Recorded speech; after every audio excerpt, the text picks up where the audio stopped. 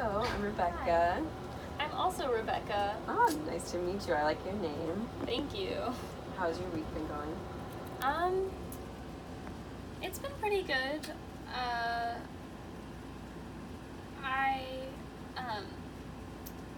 have been getting along well with my friends lately, which is nice. That's not always the same, but That's yeah, good it's to hear. been good. Just a few quick information things. Can I get your first and last name? Yeah, my name is Rebecca Bunch, And your age? 29. And your date of birth?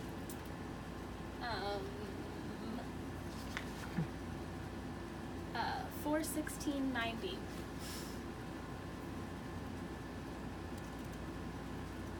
Okay.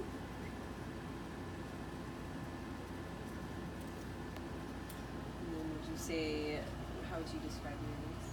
Caucasian, but I'm also Jewish. And are you married? No. Are you currently single? Have you been divorced? I'm currently single. And then how would you describe your living situation right now?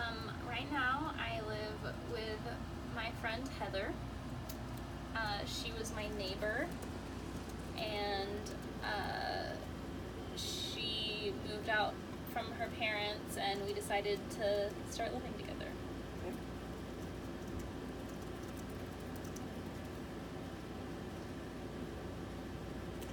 And how did you come here today? My best friend Paula drove me.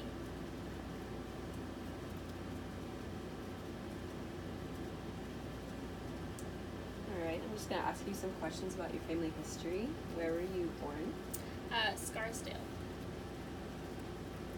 What state of London? New York. Okay, and where did you grow up? Also in In New York? Scarsdale. And then who primarily raised you growing up? My parents were together until I was about 13, and then primarily my mom. Okay. Do you have siblings?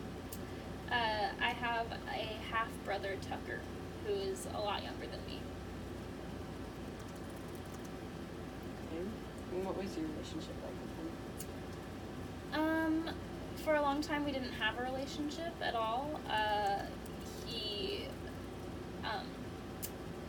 Because he is so much younger than me, he's about half my age. I ignored him, and then there's actually a time when he found my diary at my dad's house where he lived, and from when I was about 13, and he sort of used that information to get really close with me so he could come and come out and see me, because I live near LA, and so he could go to an audition, and sort of that experience made me realize that he is very manipulative, sort of like I have a tendency to be, and after that happened, I helped my dad let him go to theater camp, and we became closer. So it's a good relationship now, but for a long time I ignored him. Got you. And how would you, so you felt betrayed by him, you would say? Yeah. And manipulated. Yeah, but I really saw myself in him with that behavior, and so I also empathized with him.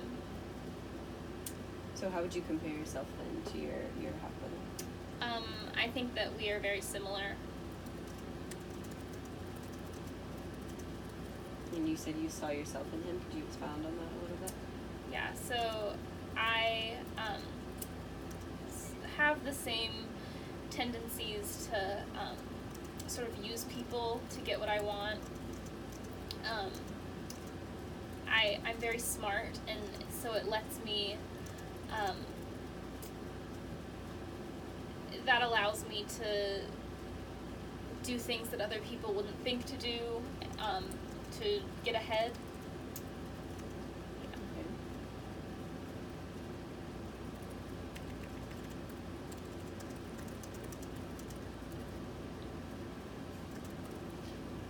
what kinds of things would you do with that intelligence? Well, so I guess I'll tell you my story. I live here in West Covina because I was working in New York and just was really feeling sad and depressed, and I was just offered a new position at my law firm where I worked. I'm a lawyer, or I was a lawyer, and I ran into an old friend from summer camp from when I was 16, and I immediately quit my job and moved to go live where he was moving and where he was raised, which is here in West Covina. And so for the first few years that I lived here, I did some bad things and tried really hard to get him and his girlfriend to break up. I lied to a lot of people and really just did anything that I could to get him to love me. So you had feelings of jealousy then? Yes, jealousy is a big part of my life. Yeah. Can I ask some about your family history? Yeah. So have you ever been married? No, I have never been married. I have been engaged twice, though. The first time was with, well, we weren't really engaged, but I thought that a professor I was dating in college was going to divorce his wife to marry me, and I was wrong. And the boy that I moved here for left me at the altar the second time. Okay, those are hard situations. Yeah. Can you just give me a brief description of how you would describe those engagements? So the first actually got me into some legal trouble. I was at Harvard and was dating a professor, and when he didn't leave his wife for me, I burned down his house and was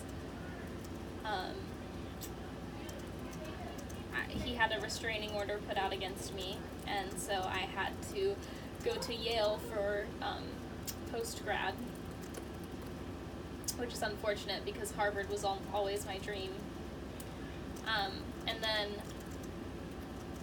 when Josh, the boy that I moved here for, left me at the altar, it was because he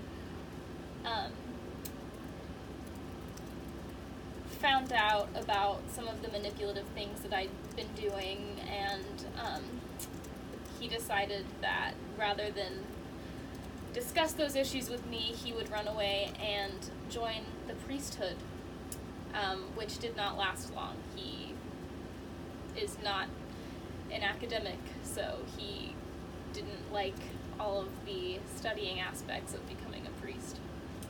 Got you.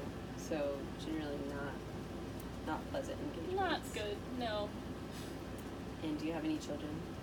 No. Well, I have a biological daughter that I donated eggs to my friend Daryl, but I did not have the child, and I'm not raising her as my own. So you don't really have contact with your child? Sometimes, just because it's my friend's daughter, but... Okay, I'm going to ask some about your educational history. What was the highest grade you completed in school? So I went to Harvard for undergrad and Yale for postgrad to become a lawyer.